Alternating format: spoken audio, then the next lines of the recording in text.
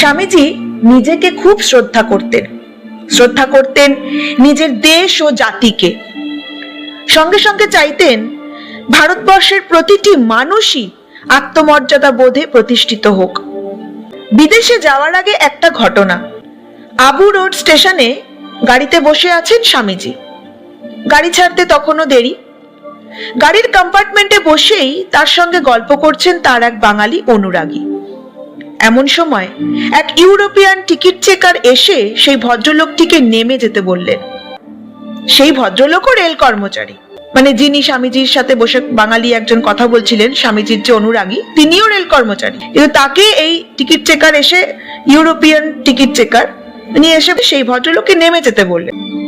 তিনি সাহেবকে বোঝাতে চেষ্টা করলেন যে তিনি নিয়ম বিরুদ্ধ কিছু করেননি। সাহেব তা শুনতে চাইলেন না। ফলে দুজনের মধ্যে তর্ক বেঁধে গেল। তর্ক যখন বেড়ে উঠেছে তখন স্বামীজি মধ্যস্থতা করবার চেষ্টা করলেন। ওই সাহেব ভেবেছিলেন স্বামীজি বোধহয় সামান্য কোনো এক সন্ন্যাসী, তাই তিনি ধমক দিয়ে উঠলেন, বললেন, তুম কাহে বাত করতে হো? এবার স্বামীজি গর্জে উঠলেন, তুম বলছো কেন? ঠিকমতো ব্যবহার করতে জানো না? তুমি ফার্স্ট ক্লাস আর সেকেন্ড ক্লাসের প্যাসেঞ্জারদের দেখাশোনা করে থাকো আর লোকেদের সঙ্গে ব্যবহার করতে জানো না?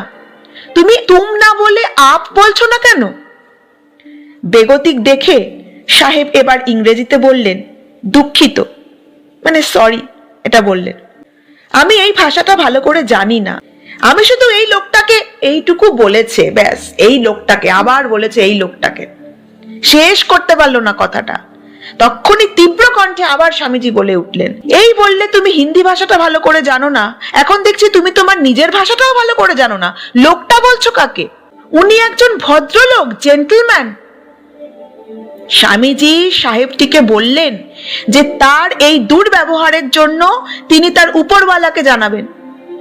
ভয় পেয়ে সাহেবটি তখন সুরসুর করে সরে পড়লেন।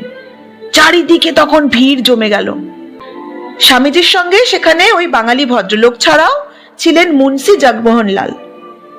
সাহেব চলে গেলে পর জগমোহন লালের দিকে ফিরে স্বামীজি বললেন, ইউরোপীয়দের সঙ্গে ব্যবহার করতে গেলে আমাদের কি চাই দেখেছো? এই আত্মসম্মান জ্ঞান।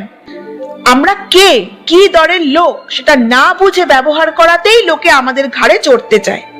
অন্যের নিকট নিজের মর্যাদা বজায় রাখা চাই, তা না হলে তারা আমাদের তুচ্ছ তাচ্ছিল্য ও অপমান করে। এতে দুর্নীতির প্রশ্রয় দেওয়া হয়। শিক্ষা ও সভ্যতায় হিন্দুরা জগতের কোনো জাতির চেয়ে কিছুতেই হীন নয়, কিন্তু তারা নিজেদের হীন বলে মনে করে বলেই একটা সামান্য বিদেশিও আমাদের লাথি ঝাঁটা মারে, আর আমরা চুপ করে তা হজম করি। ভারতবর্ষের মানুষকে স্বামীজি শিখিয়েছিলেন নিজের দেশ ও সংস্কৃতিকে কিভাবে শ্রদ্ধা করতে হয়। বিদেশে পাশ্চাত্য সভ্যতার বৈভবের মুখোমুখি দাঁড়িয়ে তার মনে কোনো হীনমন্যতার বোধ জেগে ওঠেনি, কারণ তিনি অনুভব করেছিলেন জগতের জন্য পাশ্চাত্য জড় সভ্যতার চেয়ে ভারতের অধ্যাত্ম সভ্যতার প্রয়োজন কোনো অংশে কম নয়, বরং বেশি। তাই ভারতীয় সংস্কৃতি ও ঐতিহ্যের মহিমা তিনি ঘোষণা করেছেন সগর্বে, উচ্চস্বরে, দৃঢ় প্রত্যয়ের সঙ্গে। তার ওই দৃঢ় প্রত্যয় এবং সাহসী মনোভাবের জন্যই পাশ্চাত্যের হাজার হাজার মানুষ ভারতীয় সভ্যতার প্রতি শ্রদ্ধাশীল হয়ে উঠেছিল। ধর্ম মহাসভায় বিশ্ববাসীর কাছে কোন রূপে তিনি প্রতিভাত হয়েছিলেন তার নমুনা হিসেবে উপস্থিত করা যেতে পারে অ্যানি বেসান্তের বর্ণনা। অ্যানি বেসান্ত বলেছিলেন, শিকাগোর ঘন আবহাওয়ার মধ্যে জ্বলন্ত ভারতীয় সূর্য, সিংহতুল্য গ্রীবা ও মস্তক, অন্তর্ভেদী দৃষ্টি, স্পন্দিত ওষ্ঠ, চকিত দ্রুত গতি, কমলা ও হলুদ রঙের পোশাকে পরমাশ্চর্য ব্যক্তিত্ব। স্বামী বিবেকানন্দ সম্বন্ধে আমার প্রথম প্রতিক্রিয়ার রূপ এই। ধর্ম মহাসভার প্রতিনিধিদের জন্য নির্দিষ্ট কক্ষে যখন আমি তাকে প্রথম দেখলাম, সন্ন্যাসী, সন্ন্যাসী তার পরিচয় নিশ্চয়ই, কিন্তু সৈনিক সন্ন্যাসী তিনি। প্রথম দর্শনে বরং সন্ন্যাসীর চেয়ে সৈনিকই তাকে বেশি মনে হয়েছিল। মঞ্চ থেকে এখন নেমে এসেছেন, দেশ ও জাতির গর্ব ফুটে আছে দেহের রেখায় রেখায়। পৃথিবীর প্রাচীনতম ধর্মের প্রতিনিধি পরিবেষ্টিত হয়ে আছেন কৌতূহলী অর্বাচীনদের দ্বারা, যারা কোনো মতেই নিজেদের দাবি ত্যাগে প্রস্তুত নয়। তারা যেন বলতে চায় তিনি যে সুপ্রাচীন ধর্মের প্রতীক পুরুষ, সেই ধর্ম আশেপাশে সমবেত ধর্মসমূহের মহিমার চেয়ে হীনতর। কিন্তু না, তা হবার নয়। ধাবমান ও উত্থাত পশ্চিম দেশের কাছে ভারত যতক্ষণ তার এই বাণীবহ সন্তান বর্তমান আছে, ততক্ষণ লজ্জিত থাকবে না। ভারতের বাণীকে তিনি বহন করে এনেছেন, ভারতের নামে তিনি দাঁড়িয়েছেন। সকল দেশের রানীর মতো যে দেশ, সেই দেশ থেকে তিনি এসেছেন। তার মর্যাদার কথা স্মরণ রেখেছিলেন এই চারণ সন্ন্যাসী। প্রাণবন্ত, শক্তিধর, নির্দিষ্ট উদ্দেশ্যে স্থির স্বামী বিবেকানন্দ, পুরুষের মধ্যে পুরুষ, নিজেকে উত্তোলন করার সামর্থ্য সম্পন্ন চরিত্র।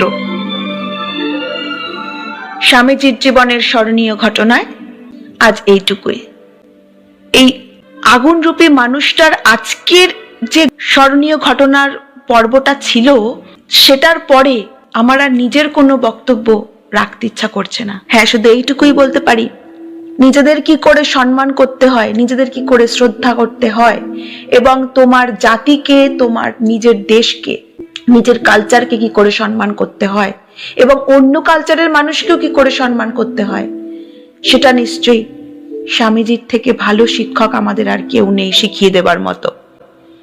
তাই রেসপেক্ট, রেসপেক্ট, রেসপেক্ট, শ্রদ্ধা করতে শিখতে হবে আমাদের। শ্রদ্ধা করতে শেখাটাও একটা আর্ট, একটা শিল্প, যেটা আমরা শিখছি স্বামীজির থেকে।